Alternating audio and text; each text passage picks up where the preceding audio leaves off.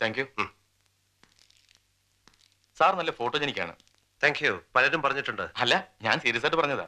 ഞാൻ സീരിയസ് ആയിട്ട് പറഞ്ഞാണ്.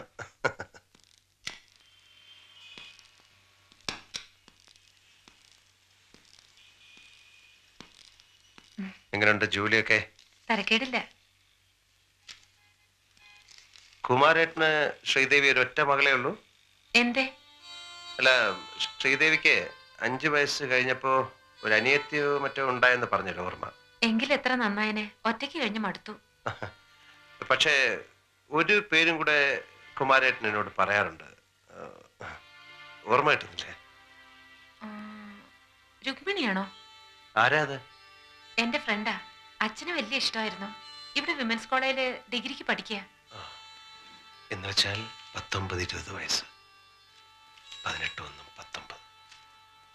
ഫോട്ടോ നാളെ കിട്ടും. ആ, അത് ശ്രീദേവി എടുത്തോളൂ. ചുവരിൽ ഒട്ടിച്ചു വെച്ചാൽ മതി. ഒരാള് കൂടെ ഉണ്ടെന്ന് തോന്നിയാൽ ബോറടി മാറി കിട്ടും. പോട്ടെ.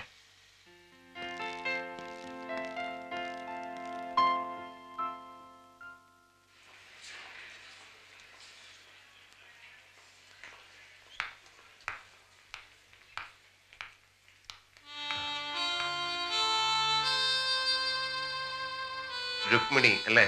അതെ. ഇപ്പൊ ഏത് ക്ലാസ് നടക്കുന്നത്? ഫിസിക്സ്. എന്നെ മനസ്സിലായിട്ടുണ്ടാവില്ല. ഞാൻ ശ്രീദേവിയുടെ ഒരു ഫ്രണ്ടാണ്. എന്ന് വെച്ചാൽ ഒരു ബ്രദർ. ശ്രീദേവിയുടെ അച്ഛന് രുക്മിണിയെ വലിയ ഇഷ്ടമായിരുന്നു അല്ലേ? രുക്മിണിയുടെ അച്ഛനും അമ്മയും ഗൾഫിലാ. ഞാൻ ചിറ്റമ്മയുടെ കൂടെയാണ്. കുമാരേട്ടൻ രുക്മിണിക്ക് കത്തുകൾ അയക്കാറുണ്ടായിരുന്നല്ലേ? ഈ കുമാരേട്ടൻ എന്ന് ഇല്ലന്റിന്റെ പുറകിലൊക്കെ എഴുതി ഇടയ്ക്കിടെ അയക്കാറില്ലേ? ഏയ്, എനിക്കിതുവരെ അങ്ങനെയൊന്നും എഴുതിയിട്ടില്ല.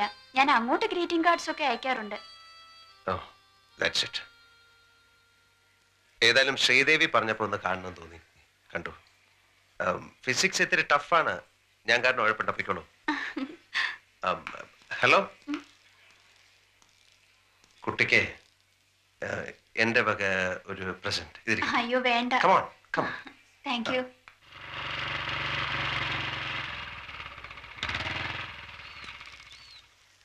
ഒരു പഴയ കേസ് എടുത്ത് തലയെ വെച്ചിട്ട് നീ എന്താ വക്കീലാവാൻ പോവാ? വക്കീലല്ലടാ, ജഡ്ജി. ഞാൻ വിധി പ്രസ്താവിക്കാൻ പോവാണ്. നീയാണ് എന്റെ പബ്ലിക് പ്രോസിക്യൂട്ടർ. എന്ന് വെച്ചാ ഉണ്ട. ഇത്രയും വലിയൊരു ഉണ്ട. അന്നത്തെ കേസിന്റെ നമ്പർ ഞാൻ തരാം. കക്ഷികളുടെ ഫുൾ ഡീറ്റെയിൽസും ജഡ്ജ്മെന്റിന്റെ ഒരു കോപ്പിയും എനിക്ക് കിട്ടണം. അതൊക്കെ ഞാൻ പൊക്കി തരാം. നീ നമ്പറിങ്ങ.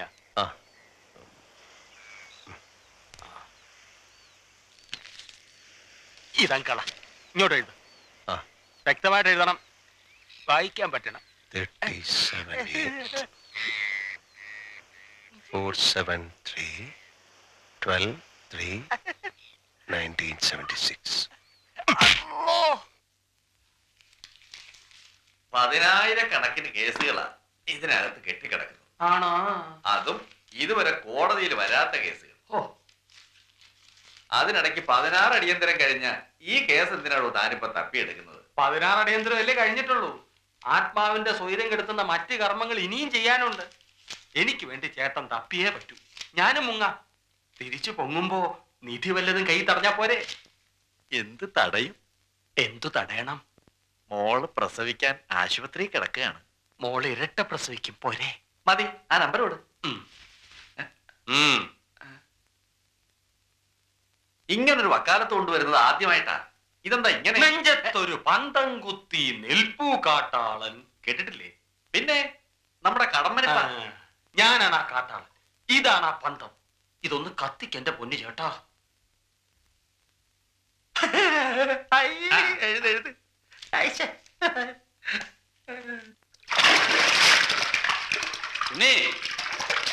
പിന്നെ തേച്ച് തേച്ച് ഈ സോപ്പ് ഇപ്പൊ തീരും. കേറി വാ, സോപ്പ് തീരും.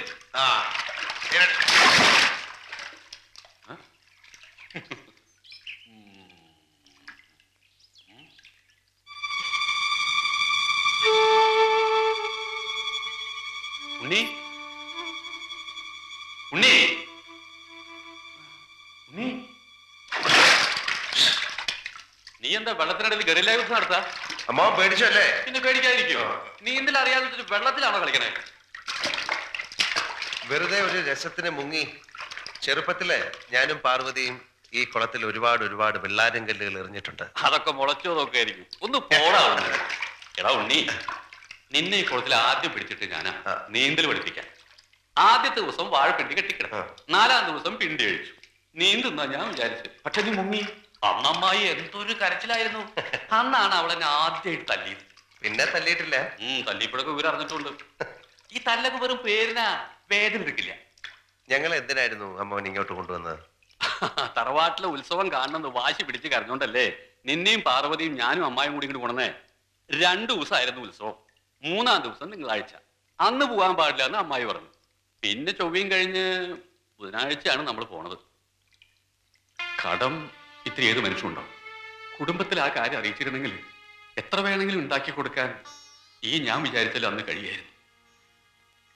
അത് പറയാൻ അഭിമാനം സമ്മതിക്കില്ല എന്ന് എഴുതി വെച്ച് 2 മക്കളെ എന്റെ കയ്യിൽ തന്ന് ബാക്കിയുള്ളവരെയും കൊണ്ട് ജീവിതം അവസാനിപ്പിക്കേണ്ട കാര്യമൊന്നും നിന്റെ അച്ഛനുണ്ടായിരുന്നില്ല. ഇവിടെ കള്ളം എന്നെ കുളിക്കുന്ന സമയത്ത് ആ പഴംപുരാണം പറഞ്ഞൊരു കരച്ചില്. ചാട്, ഒന്ന് ഉഷാറായിട്ട് കുളിക്കേ. ചാടുമെന്നെ. ചാടും. രാമ രാമ രാമ രാമ രാമ രാമ പാഹിമ രാമപാദം ചേരണേ മുകുന്ദ രാമ പാഹിമ രാമ രാമ രാമ രാമ രാമ രാമ പാഹിമ രാമപാദം ചേരണേ മുകുന്ദ രാമ പാഹിമ. ഉണ്ണി, ഉണ്ണി അച്ഛന്റെ കയ്യക്ഷരം കണ്ടിട്ടുണ്ടോ? എവിടെ? അന്ന് വീട്ടിൽ നിന്ന് കിട്ടിയതാ നിന്റെ അച്ഛൻ എഴുതിയത്. എന്നെങ്കിലും ഉണ്ണി ചോദിക്കും തോന്നിയിരുന്നു. അത് പഴത്തില്ല. എടുത്തു വെച്ച് നന്നായി. കുനുകുന എന്തൊക്കെയോ എഴുതിയെന്നല്ലാതെ ഒന്നിനും ഒരു അർത്ഥമില്ല. അവനെന്തൊക്കെയോ പ്രയാസം ഉണ്ടായിരുന്നു. അതെനിക്ക് അന്നും അറിയൂ, ഇന്നും അറിയൂ. അന്ന് എനിക്ക് വയസ്സ് 8, പാർവതിക്ക് 5. സത്യം പറ ഉണ്ണി, ഈ 26-ാം വയസ്സിൽ നിനക്ക് ഈ വീട്ടിൽ പെട്ടെന്ന് അനാഥത്വം തോന്നി. എന്താ എന്നോട് ഇങ്ങനെ ചോദിക്കാൻ? ഇല്ല അമ്മാവ, അങ്ങനൊന്നും തോന്നിട്ടില്ല. ഈ നെഞ്ചിനകത്ത് സ്നേഹം മാത്രമല്ലേ ഉള്ളൂ. പിന്നെ ഞങ്ങൾ എങ്ങനെ അനാഥരാക?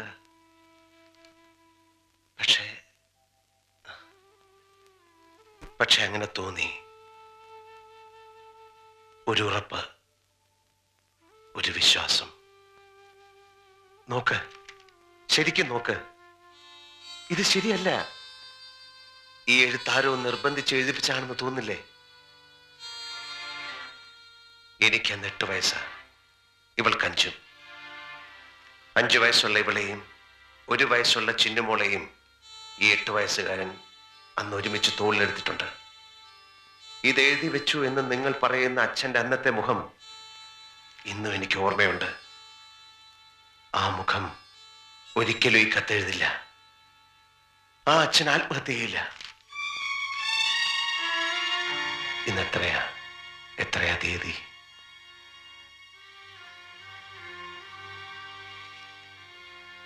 ഇനി വെറും 46 ദിവസങ്ങളേ ഉള്ളൂ ലീവ് കഴിയാൻ.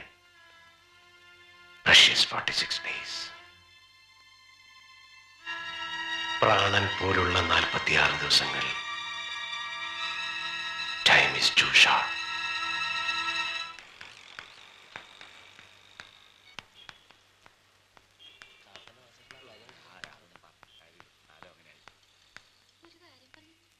Good morning Bindu. Good morning. ശ്രീദേവിയുടെ സീറ്റ് ഇരിക്കുന്നതിന് മുമ്പ് സാറിനെ ഒന്ന് കാണാൻ പറഞ്ഞു.